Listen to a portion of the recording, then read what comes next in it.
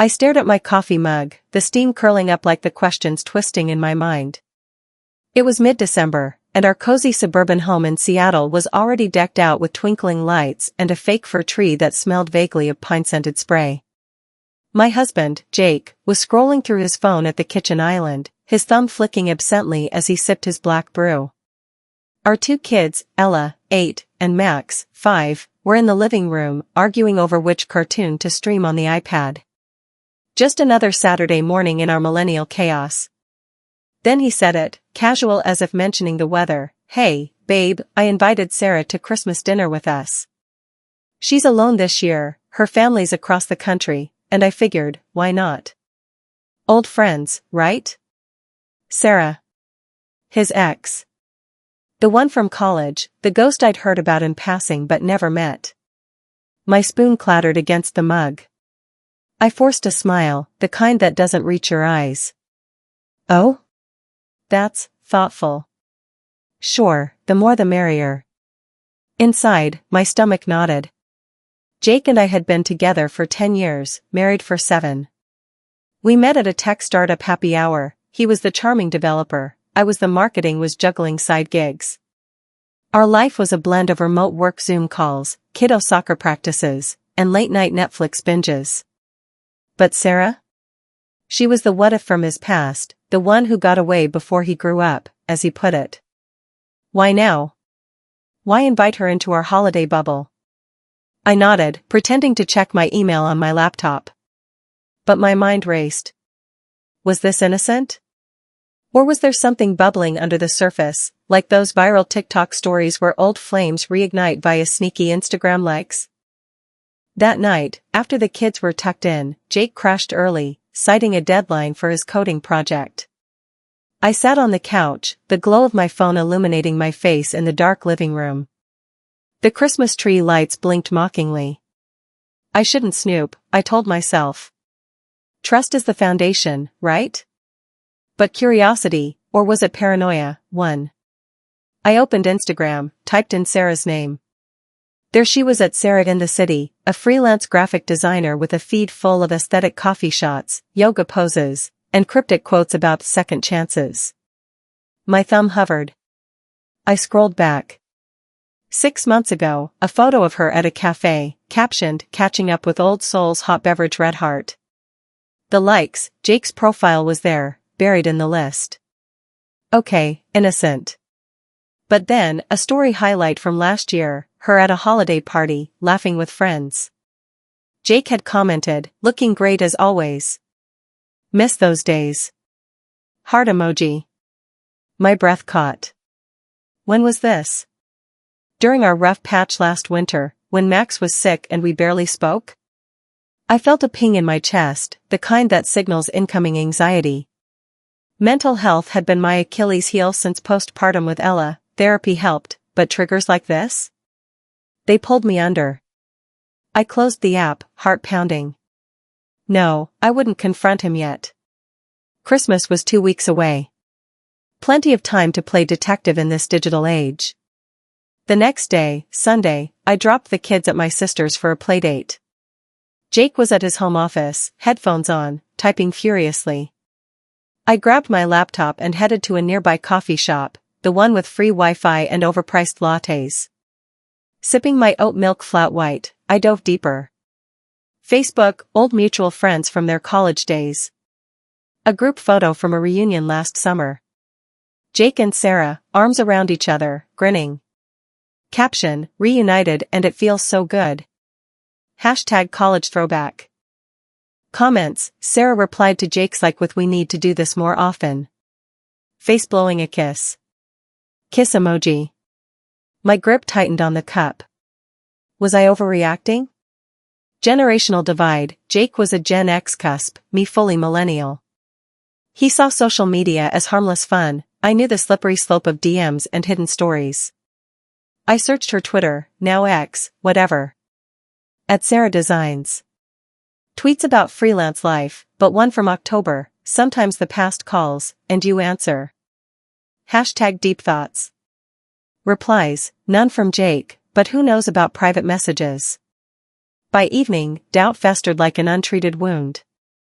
At dinner, Jake mentioned Sarah again. She texted she's excited. Said she'll bring her famous pecan pie. Texted? You two still talk? I asked, keeping my voice light. He shrugged. Occasionally. Work stuff, she designs logos, I code apps. Networking. Right. Networking over pie at our family table. That week, work blurred into holiday prep. I managed social media campaigns for a wellness brand, posting about self-care while ignoring my own spiraling thoughts. Notifications pinged constantly, client emails, kid school alerts, Jake's calendar shares. But each one made me jump, wondering if it was her.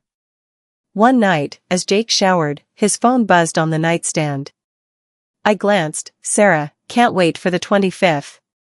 What should I wear? Winking face. Winky face. My blood boiled. I didn't open it, but the preview was enough. What game was this?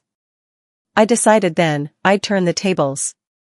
If he wanted to invite the past, I'd invite the truth. I started my own digital dig. LinkedIn, Sarah's profile showed she was single, recently ended a long-term relationship. Reddit, anonymous forums where people vent about exes. Nothing specific, but enough stories to fuel my fire. Then, inspiration struck. I remembered a mutual friend, Lisa, from Jake's college group. We followed each other on Facebook. I DM'd her, hey, random question, do you know Sarah well? Jake invited her for Christmas, just curious about her vibe. Lisa replied quickly, oh, Sarah? She's great, but heads up, she and Jake had a thing last year. Not physical, I think, but emotional. Late-night texts during his work stress. She confided in me. Emotional affair. The words hit like a notification storm. Mental health red flags waved, my anxiety peaked, flashbacks to therapy sessions about trust after my own parents' divorce over similar betrayals. I thanked Lisa, heart racing. Now what? Confront? Or let it play out? Christmas Eve arrived, snow flurrying outside our window. The house smelled of cinnamon and roasting turkey. Kids bounced with excitement, unwrapping one early gift each. Jake seemed normal, humming carols while setting the table. I played along, but my plan brewed. I'd invited Lisa too, last minute, as a surprise friend. And I'd prepared a little digital reveal, if needed. Screenshots saved in a hidden album on my phone. Sarah arrived at 5 p.m., bottle of wine in hand, looking polished in a red sweater dress. Hi. You must be Emily. Jake's told me so much about you. I smiled, hugging her lightly. All good, I hope. Come in, make yourself at home. Dinner started smoothly. Turkey, stuffing, Sarah's pie. Kids chattered about Santa. But tension simmered. Jake and Sarah shared inside jokes, remember that college ski trip? Laughter. My fork scraped the plate. Then, midway through, Jake's phone buzzed on the counter. He ignored it. Buzzed again. Want me to grab it? I offered sweetly. Nah, it's probably work. But I stood anyway, glancing at the screen. Sarah, this is nice. Like old times. Red heart. The heart. In front of me? I turned, phone in hand. Jake, it's Sarah. Says this is nice. Like old times. With a heart. The room froze.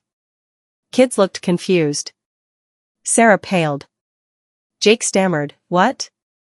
That's not, let me see. I held it up. Oh, and there's more. From earlier, can't wait, winky face. What's going on? Lisa, who'd arrived quietly, chimed in, Emily, I think it's time. Sarah flushed. It's not what you think. Jake and we reconnected last year when I was going through a breakup. He was supportive. Just friends. Jake rubbed his temples. Babe, it was nothing. I was stressed with work, the kids. She listened. No cheating. But emotional? I pressed, voice cracking. Hiding texts? Inviting her here without telling me the full story? Tears welled. The kids sensed it. Ella asked, "Mommy, are you okay?" I knelt, hugging her. "Yes, sweetie. Grown-up talk." We moved to the living room, kids distracted with toys. Revelations poured. Jake admitted to late-night calls, sharing frustrations about our marriage, my obsession with work, his feeling neglected. Sarah confessed she'd hoped for more, but Jake shut it down. Why invite her then? I demanded. To prove it's over. Closure. Stupid idea. Mental health talk emerged, Jake's undiagnosed depression from remote work isolation, my anxiety amplified by social media comparisons. Sarah shared her own struggles with online harassment after her breakup, turning to old friends. Lisa mediated, "You all need therapy, not pie." By midnight, exhaustion hit. Sarah left awkwardly, Lisa too. Jake and I talked till dawn. Apologies, promises. We'd see a counselor, set phone boundaries, no hidden chats. Christmas morning, kids tore into gifts. Jake and I exchanged glances, fragile, but hopeful.